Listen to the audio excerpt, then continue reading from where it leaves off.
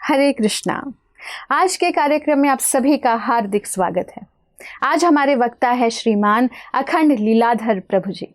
सन 2012 में प्रभु जी अंतर्राष्ट्रीय कृष्ण भावनामृत संघ इस्कॉन जुहू से जुड़े और सन 2013 में उन्होंने इस्कॉन के संस्थापक आचार्य अभय चरणारविंद भक्ति वेदांत स्वामी प्रभुपाद के प्रिय शिष्य परम पूज्य गोपाल कृष्ण गोस्वामी महाराज से दीक्षा प्राप्त की। अपने भौतिक जीवन में प्रभु जी ने इकोनॉमिक्स के क्षेत्र में बीए किया है, जिसके पश्चात उन्होंने जापानी भाषा में एडवांस्ड डिग्री प्राप्त की। इसके साथ साथ उन्होंने वास्तुशास्त्र में विशारद भी किया है।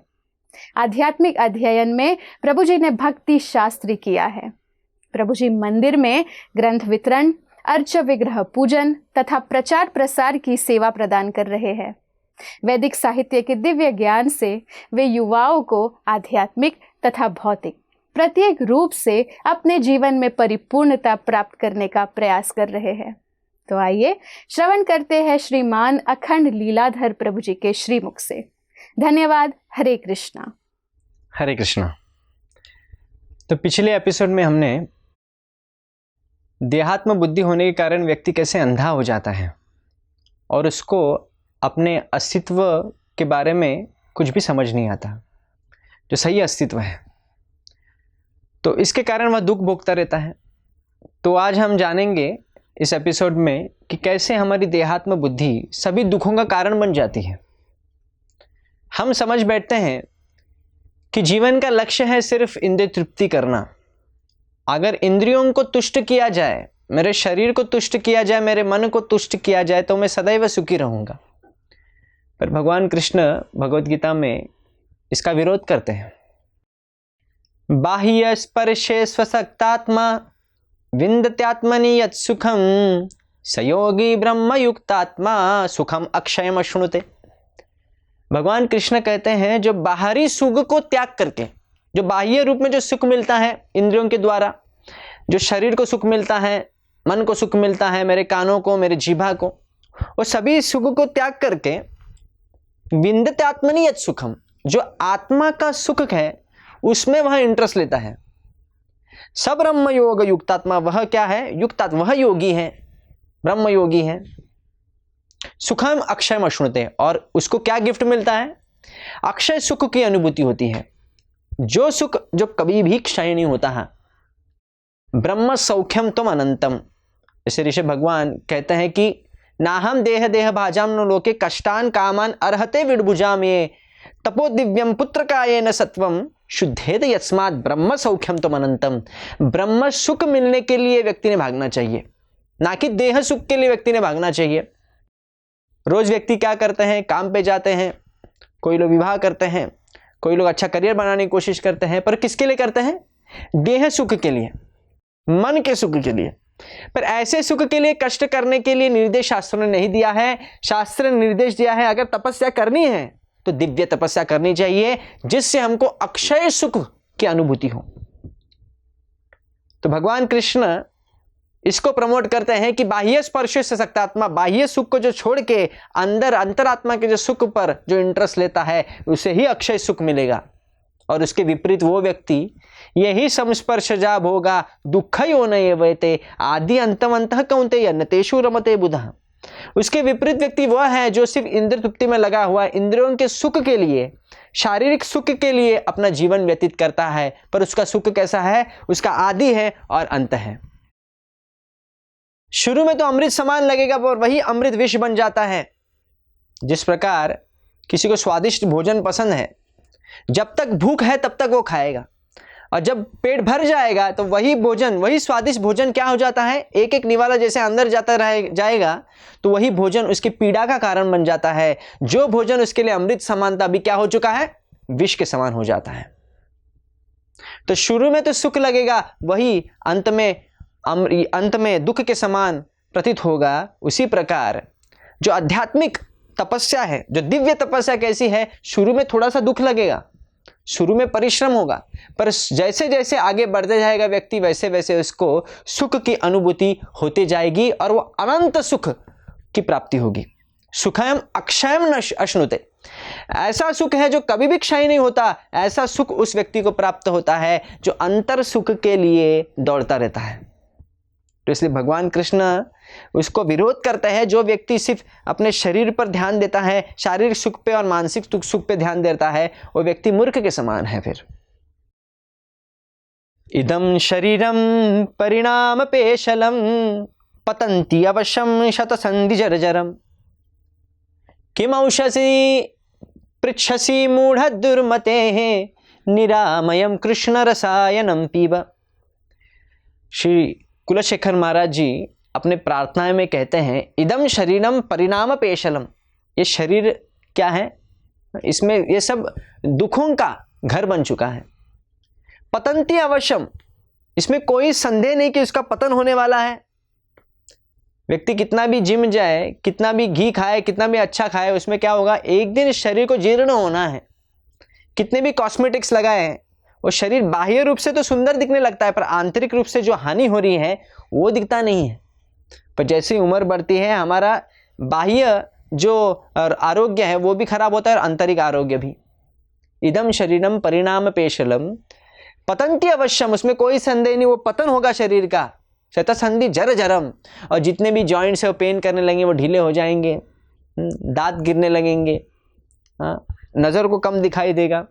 तो ये सब कुछ होगा जैसे ही हमारा वयस बढ़ते जाएगा। इदम शरीरम परिणाम पेशलम पतंती अवश्यम शतसंधि जर्जरम किम औषधि पिच्छसी मूढ़ दुर्मते। कुलशेखर महाराज जी कह रहे हैं, तुम कौन से औषध की अभिलाषा कर रहे हो, कौन सी दवाई चाहिए तुमको?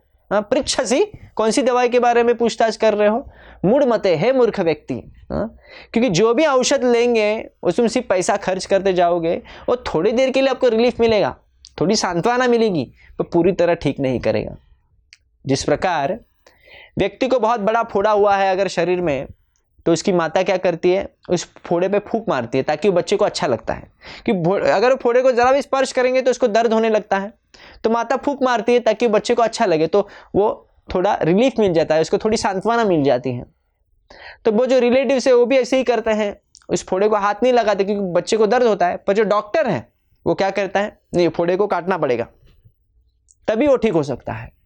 तो माँ स्वजन कहते हैं नहीं नहीं नहीं उसको दर्द होगा, तो डॉक्टर कहते हैं, डॉक्टर किसी की भी बात नहीं मानता है, उस लड़के को लेके जाता है ऑपरेशन करने में और उसका फोड़े को काट देता है।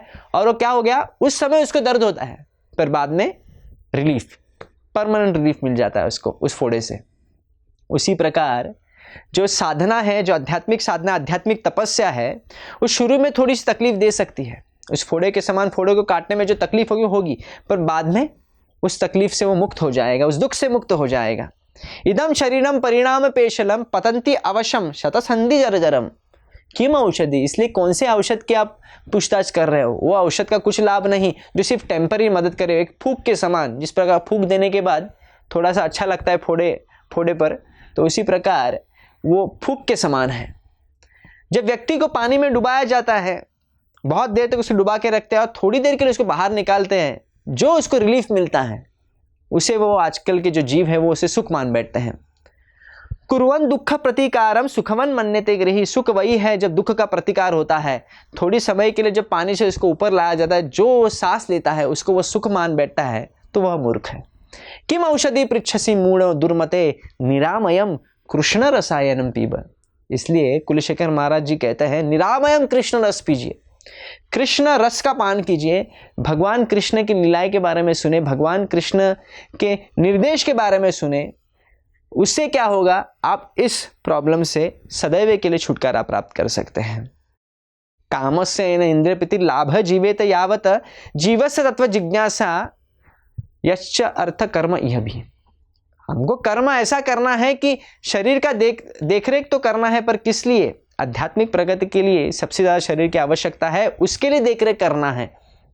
और हमको लक्ष्य को नहीं भूलना है कि लक्ष्य क्या है, तत्व जिज्ञासा। हमें तत्व के बारे में, भगवत तत्व के बारे में, जीव तत्व के बारे में जिज्ञासा करना चाहिए कि हम कौन है, हमारा सही अस्तित्व क्या है, हमारा भगवान से संबंध क्या है, भगवान से जुड़ने के लिए सबसे सुलभ मार्ग क्या है, इसके बारे में हमें समय व्यतीत करना चाहिए। यन्मैथुनादिगृहमेदि सुखम हि तुच्छम कंडूयनेन करोयोरिव दुःख दुःखम तृप्यन्ति नेह कृपणा बहु दुःख भाजः कंडूति वन्मनसीज विषहे तधीरः। प्रहलाद महाराज अपने प्रार्थना में कहते हैं यन्मैथुनादि सुखम हि तुच्छम गृहमेदि सुखम। जो गृहस्थी करने वाला व्यक्ति है उसके लिए सुख क्या है, पुरुष और स्त्री का संबंध सबसे बड़ा सुख लगता है। यन्मैथुन और बाकी सब सुख, स्वजनों से मिलना जुलना, उनके साथ पिकनिक में मनाना, उनके साथ भोजन करना, सोना, यही सब सुख मान बेटा। यन्मैथुनादि गृहमेदि सुखम हि तुच्छम।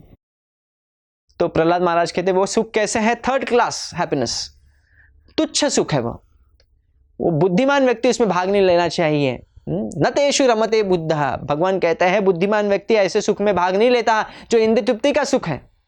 यन्मैथुनादि गृहमेदि सुखम हि तुच्छम कंडूयनेन करोयोरिव दुःख दुःखम।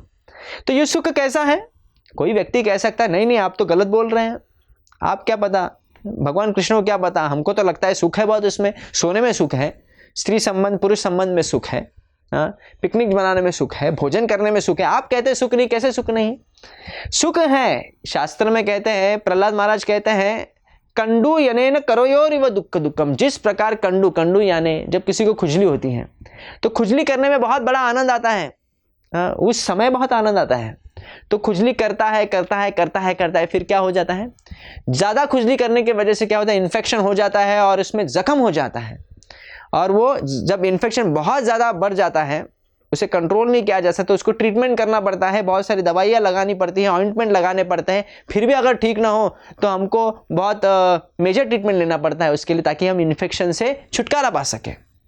कंडू यनेन करोयोरिव दुःखम, कंडू के समान यानी खुजली के समान ये सुख है, और दुख भी वैसा ही होगा। फिर तो ज़्यादा खुजली करेंगे तो दुख होगा। उसी प्रकार ज़्यादा इंद्रिय तृप्ति में लोग लगेंगे, ज़्यादा अपने शरीर को उसी कार्य में रत करेंगे कि इंद्रिय तृप्ति में हमें अपने इंद्रियों को कैसे संतुष्ट किया जाए, अपने शरीर को कैसे तुष्ट किया जाए, मन को कैसे तुष्ट किया जाए, तो क्या होगा, हमें दुख ही दुख मिलेंगे खुजली के समान। जैसे और एक उदाहरण है, जैसे ऊंट जैसा प्राणी है, उसे कांटे खाना बहुत पसंद है। वो क्यों कांटे खाता है, जो कांटे वाले जो वृक्ष होते हैं, जो उसके जो टहनियाँ होते हैं, उसके जो पत्ते होते हैं, उसे वो खाना बहुत पसंद करता है। क्यों? क्योंकि जब वो खाता है, जो कांटे हैं जो उस वृक्ष के, वो क्या होता है, उसकी जीभा को लगते हैं, और जैसे ही वो जीभा को लगते हैं खून आने लगता है, रक्त आने लगता है, और रक्त का जो स्वाद है उस ऊंट को बहुत पसंद आने लगता है। उसे लगता है कि ये जो स्वाद है, ये जो रक्त है, ये रक्त मेरा रक्त नहीं है, बल्कि वो जो कांटों का जो रस है, जो पत्तों का रस है, ये मैं पान कर रहा हूँ।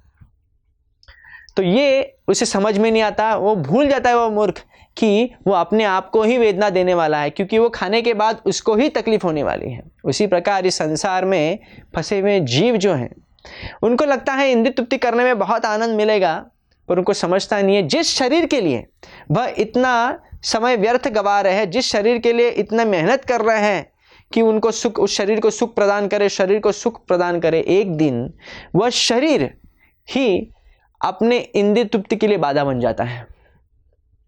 मान लीजिए जब व्यक्ति दष्ट पुष्ट है, जब अच्छी हेल्थ है, आरोग्य है, तभी वो जो चाहे वो मन में वो खा सकता है, जो चाहे वो बाहर का खा सकता है, होटल का खा सकता है। पर जब शक्ति वही जो शरीर है जब बीमार अवस्था में हो जाता है, जब वो वृद्ध हो जाता है, उसको डायबिटीज हो जाती है, तभी वो स्वीट नहीं खा सकता। जो शरीर वो आनंद का स्रोत था अलग अलग व्यंजन खाने के लिए, वही शरीर क्या हो जाता है, एक काल के बाद बाधा बन जाता है उसके आनंद के लिए। तो ये हमको समझना, ये नेचर है भौतिक आनंद का कि इसका आदि और अंत है। तो इसलिए जो बुद्धिमान व्यक्ति है उसमें कभी भी रमण नहीं करना चाहिए। योगी जो योगी है वो सदैव किसमें रमण करते हैं, वो अनंत सुख में रमण करते हैं। इसलिए भगवान कहते हैं योगी बनना चाहिए। तपस्वी भ्योधिको योगी ज्ञानो भीपि मतोधिक कर्मिज जाति अधिको वियोगी तस्मात् योगी भवा अर्जुन। हे अर्जुन, तपस्वी से श्रेष्ठ है योगी, ज्ञानियों से श्रेष्ठ है योगी, कर्मियों से भी श्रेष्ठ है योगी, इसलिए आप योगी बनो। तो कौन सा योगी बनना चाहिए? योगी नाम अपनी सर्वेशान मद गतिना अंतरात्मना। भगवान कहते हैं जो मुझ में ध्यान करता है, भगवान कृष्ण मुझ पे कहते हैं कि जो मुझ पे ध्यान करता है वही सही मायने में उत्तम योगी है। इसलिए हम देखते हैं इस संसार में बहुत सारे ताप है, बहुत सारे दुख हैं, हर जीव भुगता है।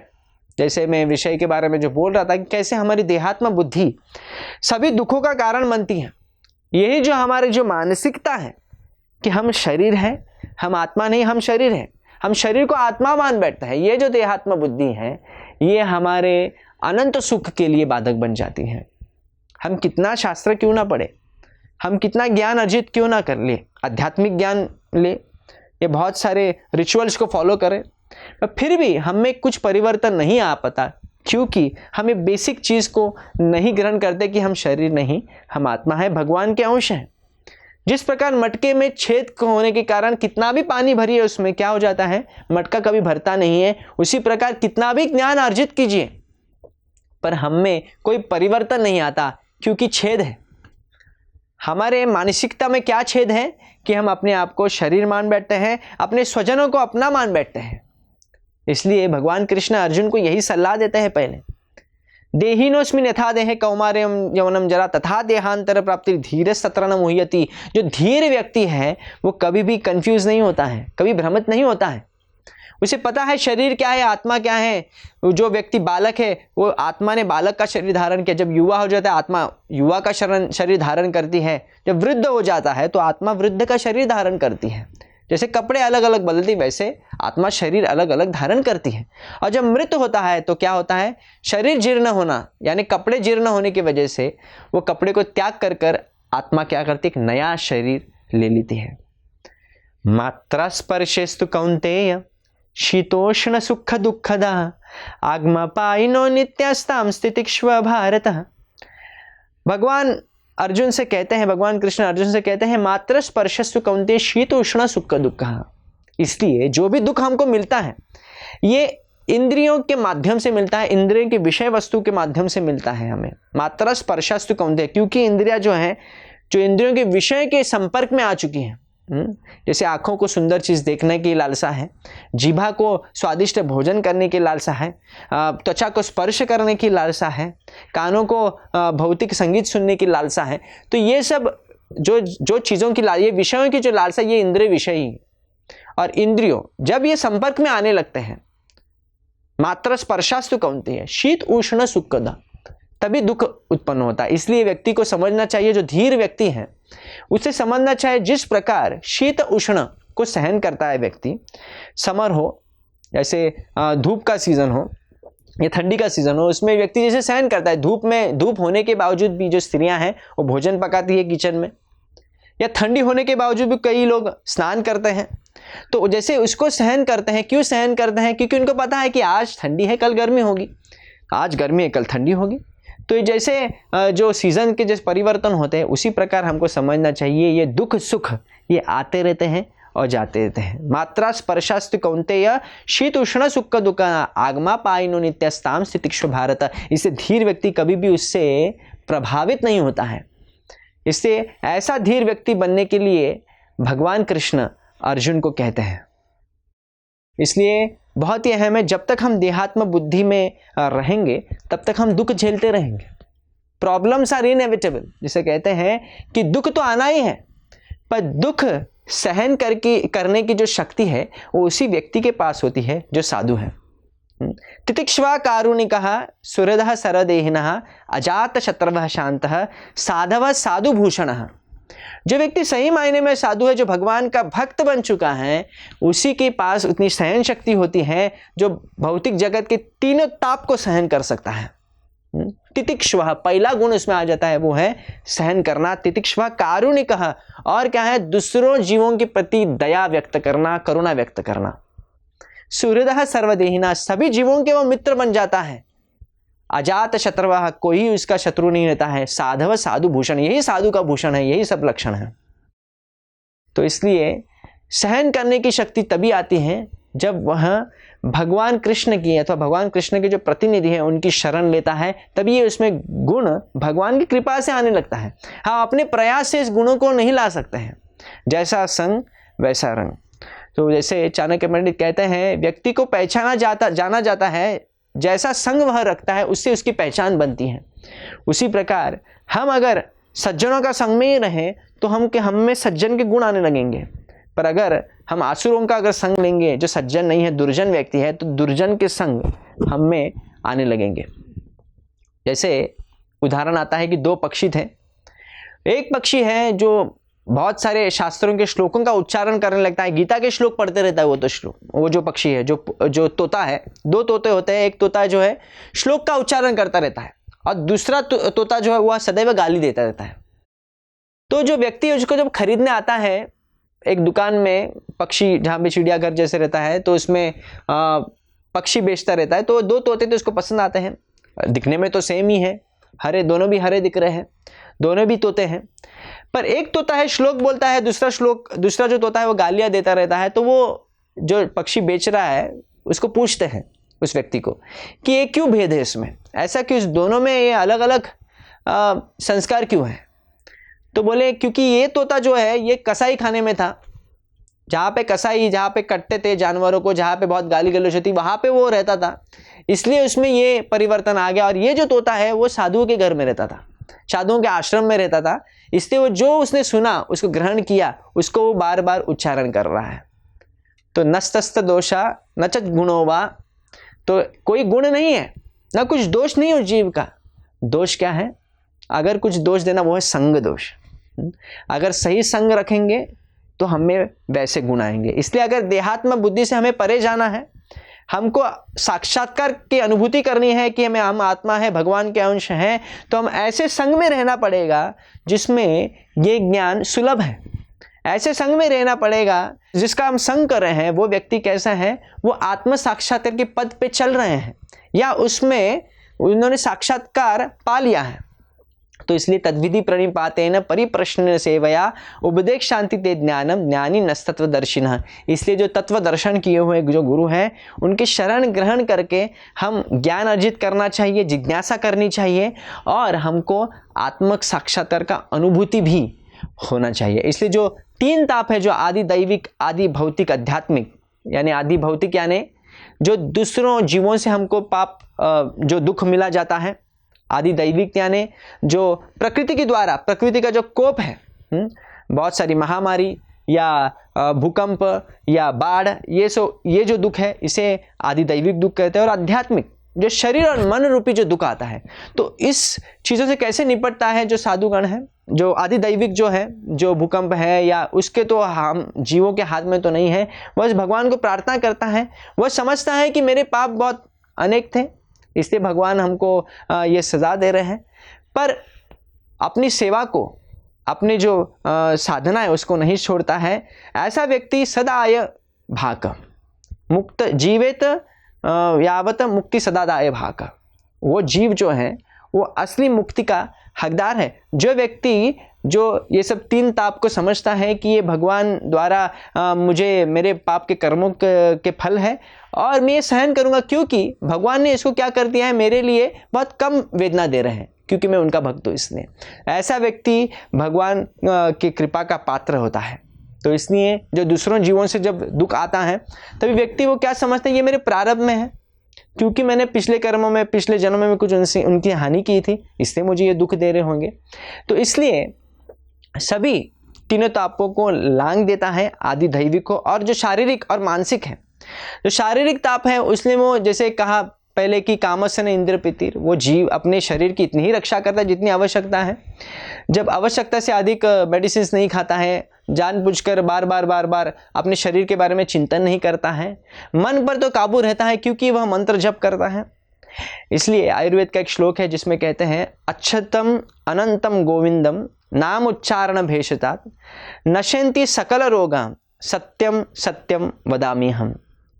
धन्वंतरी जी आयुर्वेद में कहते हैं कि अच्युतम अनंतम गोविंदम, जो अच्युत भगवान विष्णु का नाम लेता है, अच्युतम अनंतम गोविंदम ये जो नाम लेते हैं, अनेक भगवान के विष्णु के नाम है, नाम कार्य बहुधा निज सर्वशक्ति, सभी शक्ति प्रदान किएंगे इन नामों पर। ऐसे नामों का कोई चिंतन करता है, कोई जप करता है, नाम उच्चारण भेषजात, सिर्फ उच्चारण मात्र से नाशयन्ति सकल रोगा, सभी रोगों का नाश हो जाता है। सत्यम सत्यम वदामि अहम, धन्वंतरि कहते हैं मैं सत्य कह रहा हूं, मैं सत्य कह रहा हूं, मैं सत्य कह रहा हूं। तो बहुत ही महत्वपूर्ण बात है, ये समझनी चाहिए हमको कि भगवान कृष्ण के नाम जप मात्र से, सिर्फ उच्चारण मात्र से ही सभी अवरोधों को हम पार कर सकते हैं और अंतिम गति को प्राप्त कर सकते हैं। इसलिए कहते हैं नाशयन्ति सकल रोग, सभी रोगों का नाश हो सकता है। तो कोई कह सकते कैसे संभव है, क्योंकि सबसे बड़ा दुख क्या है, सबसे बड़ी प्रॉब्लम क्या है हमारे लिए, वो है जन्म मृत्यु जरा व्याधि। जन्म लेना, वृद्धावस्था होना, या रोगी होना, या मृत्यु, ये चार जो हमारे जीवन के सबसे बड़े प्रॉब्लम्स हैं, इससे छुटकारा मिलता है भगवान के नाम मात्र से। स्मरतम सततम विष्णुर विस्मरतम न जाचुचित, सर्वविधि निषेधे सूर्य कोयोरेव किंकरः। ये सही सभी शास्त्रों का निर्देश यही है कि सदैव भगवान कृष्ण अथवा विष्णु का जप करना चाहिए, स्मरण करना चाहिए। यस्य स्मरणेन मात्रेण जन्म संसार बंधनात् विमुच्यते नमस्तस्ते विष्णवे प्रभव विष्णवे। इसलिए जो भी विष्णु का स्मरण करता है, सिर्फ स्मरण मात्र से, यस्य स्मरणेन मात्रेण जन्म संसार बंधनात्, जन्म के जो संसार रूपी जो जन्म मृत्यु जरा व्याधि है, उस संसार बंधन से वो तुरंत छुटकारा मिल जाएगा। विष्णवे प्रभव विष्णवे, और वह भगवान विष्णु अथवा कृष्ण के धाम में जाएगा। इसलिए हमको ये समझना चाहिए कि भगवान कृष्ण की जो भक्ति में लगा हुआ है, वह देहात्म बुद्धि को लांघ सकता है और आत्म साक्षात्कार को प्राप्त कर सकता है। हरे कृष्णा। ऐसे ही और भक्तिमय कार्यक्रमों के लिए देखिए हरे कृष्णा टेलीविजन, और इसे प्राप्त करने के लिए आप अपने केबल अथवा DTH ऑपरेटर से संपर्क करें तथा और अधिक जानकारी के लिए आज ही डायल करें 7666 839 839।